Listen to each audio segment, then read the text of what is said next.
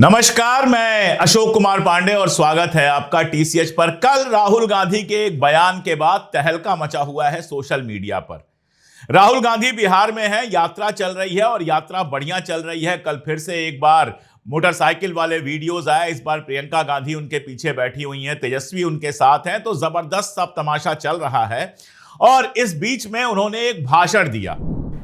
Trump ने आज कहा कि जब हिंदुस्तान पाकिस्तान का युद्ध हो रहा था, मैंने फोन उठाया और नरेंद्र मोदी से कहा कि सुन, ये जो तू कर रहा है इसको 24 घंटे के अंदर बंद कर। और नरेंद्र मोदी ने 24 घंटे में नहीं, 5 घंटे में सारा का सारा रोक दिया। आमतौर पर राहुल गांधी इस भाषा में बात नहीं करते हैं। बड़ा पब्लिकली उनकी जो भाषा हम लोग सुनते हैं वो बहुत बैलेंस भाषा होती है, लेकिन इसमें वो कह गए तू तड़ाक वाली भाषा। और सारा कुछ जो है ट्रंप और मोदी के बीच जो बातचीत हुई होगी उसको अपनी भाषा में लोगों के सामने पेश कर दिया। दरअसल इसका बैकग्राउंड क्या था? इसका बैकग्राउंड यह था कि ट्रंप का एक वीडियो आया था और ट्रंप ने लगभग शब्दशः यही बात जो कही थी वो अंग्रेजी में कही थी। इसके बाद से तमाम सारी बातें हो रही थी। इस वीडियो में बहुत साफ साफ ट्रंप ने कहा कि मैंने 24 घंटे दिए थे कि 24 घंटे के अंदर जंग बंद कर दो, और मोदी ने 5 घंटे के अंदर ही जंग बंद कर दी। इसी बात को लेकर राहुल गांधी ने हिंदी में अपने भाषण में दोहरा दिया।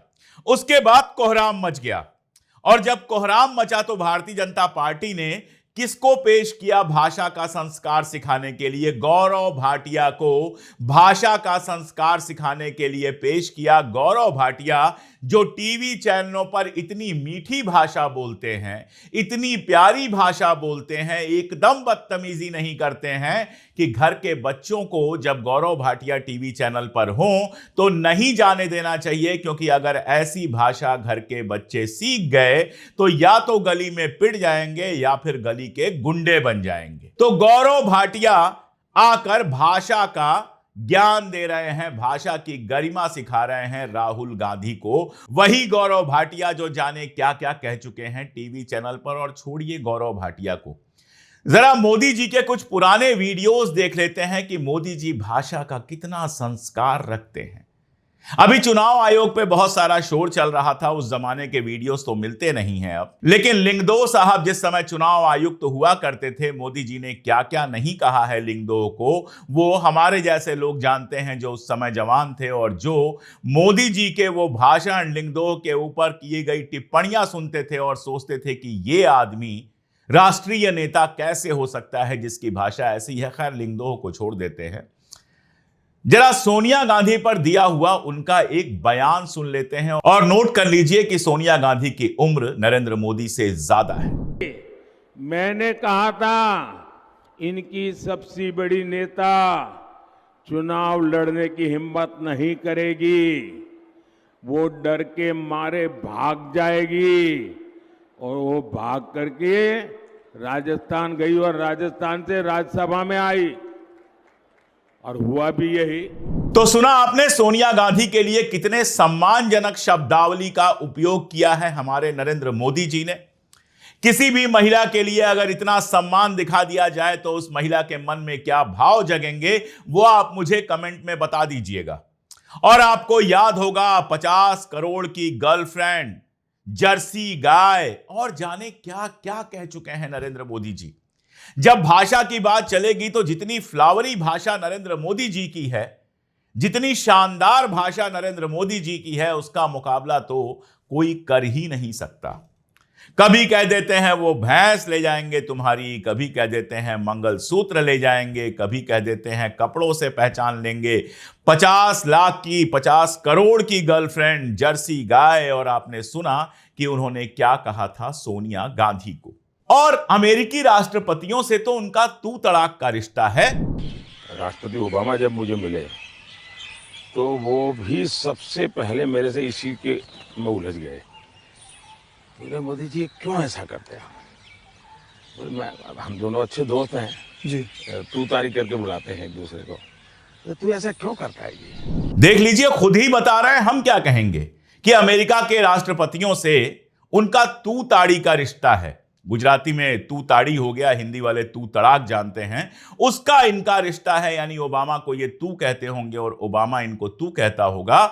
मेरी समझ में बस इतना नहीं आया था जब पहली बार मैंने ये सुना था कि ओबामा को हिंदी नहीं आती, नरेंद्र मोदी जी को काम चलाऊ अंग्रेजी आती है, तो ओबामा अंग्रेजी में तू कैसे कहता होगा मुझे नहीं पता। शायद वैसे ही कहता होगा जैसे ट्रंप ने अपने बयान में, जो अभी कल टीवी पर आया है, उस बयान में मोदी जी को कहा है, वैसे ही तो तू कहता होगा। क्योंकि ओबामा ने हमारे जानने में हिंदी तो सीखी नहीं है।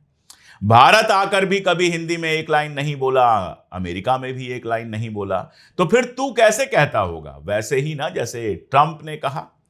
और आप किसी को धमकी देते हैं तो कौन सी भाषा में धमकी देते हैं? प्यार की भाषा में धमकी देते हैं।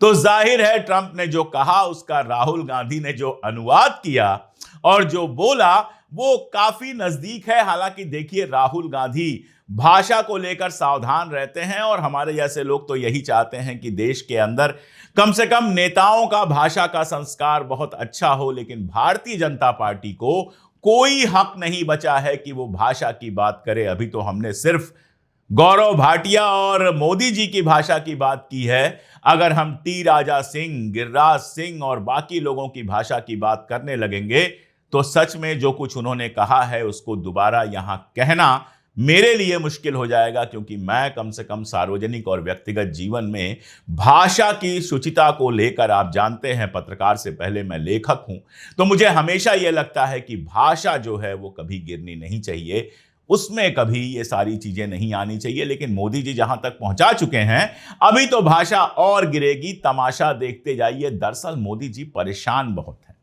और मोदी जी से ज्यादा परेशान हैं गोदी मीडिया के चैनल।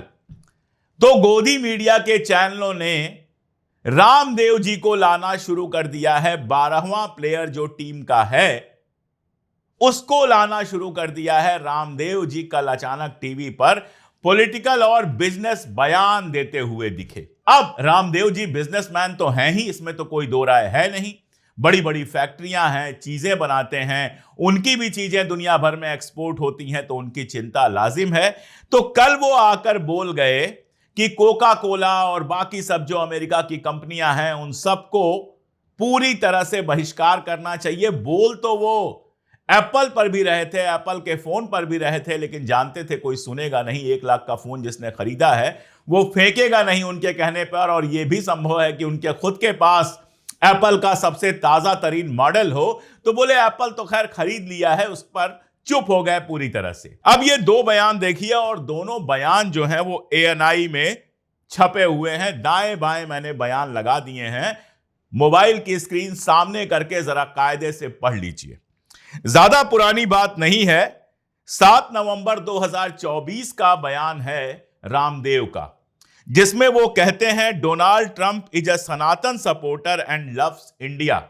डोनाल्ड ट्रंप जो हैं वो सनातन के सपोर्टर हैं और भारत को प्यार करते हैं। ये बात बाबा रामदेव कह रहे हैं 7 नवंबर 2024 को, और ट्रंप के आने को कांग्रेचुलेट कर रहे हैं ट्रंप को, और उनके आने को न्यू एरा ऑफ नेशनलिज्म, राष्ट्रवाद का नया युग कह रहे हैं। ये हैं रामदेव 2024 नवंबर में। अभी ज्यादा टाइम नहीं बीता है, 6 महीना तकरीबन बीता है, और अब वो कह रहे हैं कि अमेरिका का बहिष्कार करना चाहिए। इस पर भी मैं कुछ सोच रहा हूं। कल आपको याद है नरेंद्र मोदी जी गए थे सुजुकी की नई कार का उद्घाटन करने, और वहां पर उन्होंने देशी विदेशी की नई परिभाषा दी थी। उन्होंने कहा था, मेरी स्वदेशी की व्याख्या बहुत सिंपल है, पैसा किसका लगता है उससे मुझे कोई लेना देना नहीं है। वो डॉलर है, पाउंड है, वो करेंसी काली है, गोरी है, मुझे कोई लेना देना नहीं है। लेकिन जो प्रोडक्शन है उसमें पसीना मेरे देशवासियों का होगा। तो आपने देखा उन्होंने क्या कहा। उन्होंने कहा कि मेरे लिए स्वदेशी की जो परिभाषा है वो बहुत सिंपल है, पसीना जिसमें भारतीय का गिरे वो स्वदेशी है। तो अब आप मुझे यह बताइए, कोका कोला जो है वो अमेरिका से तो आती नहीं है, ये तो है नहीं कि अमेरिका से एक्सपोर्ट करके वो बॉटल्स आप मंगाते हैं जो हमको मिलती है, वो तो हमारे हिस्से का पानी खींचकर यहीं हिंदुस्तान में बनती है। जामनगर में शायद प्लांट है उसका, नोएडा में तो मुझे पता है प्लांट है, मैंने देखा है।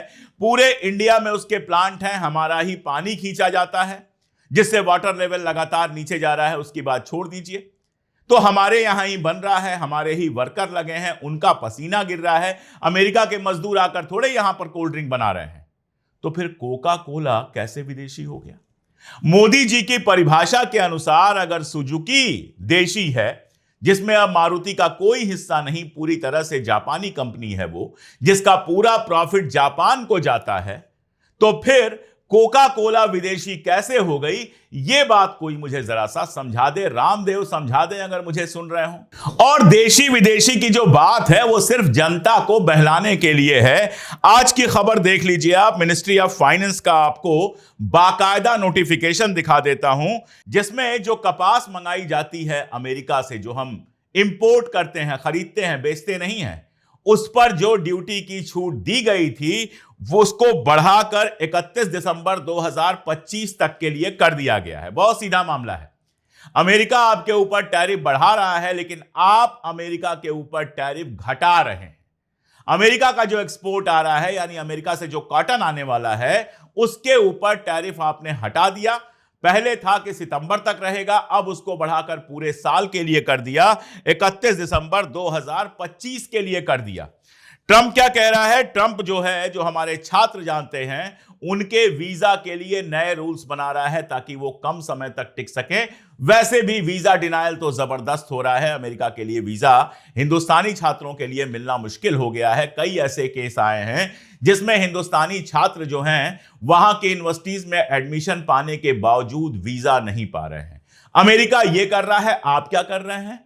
आप 8300 करोड़ का हथियार खरीद रहे हैं।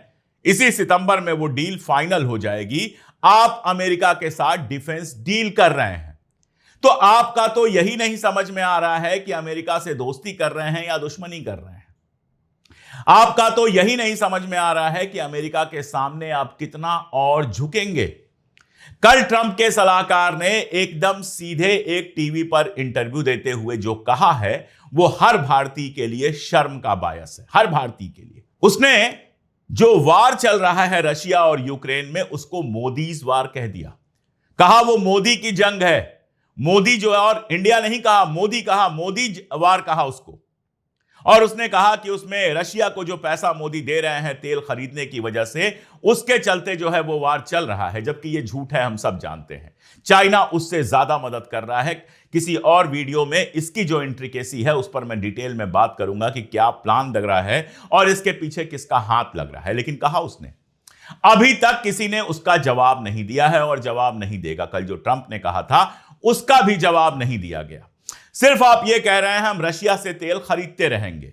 रघुराम राजन साहब जो बड़े अर्थशास्त्री हैं और जो हमारे देश के रिजर्व बैंक के गवर्नर रहे हैं, उन्होंने बहुत साफ एक टीवी इंटरव्यू में एक टीवी चैनल से बात करते हुए कहा कि 20 लाख हमारी नौकरियां जाएंगी इस टैरिफ की वजह से।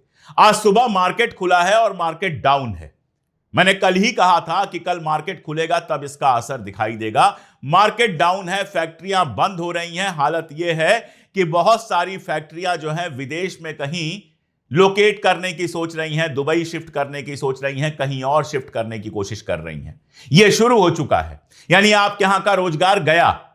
20 लाख रोजगार की बात कर रहे हैं रघुराम राजन, लेकिन साथ में एक और बात कर रहे हैं कि ये जो रूस से आप तेल खरीद रहे हैं, इसका फायदा किसको हो रहा है? इसका फायदा पूरी तरह से अंबानी को हो रहा है। मैं आपको चार्ट दिखा चुका हूं कि कैसे रूस से जो तेल खरीदा जाता है उसका तकरीबन 65% लाभ जो है वो अकेले अंबानी को पहुंचता है। तो आप जो रशिया से तेल खरीद रहे हैं वो भी कोई देश के लिए नहीं खरीद रहे हैं, लेकिन अमेरिका जो टैरिफ लगा रहा है उसका सारा असर देश के ऊपर पड़ रहा है।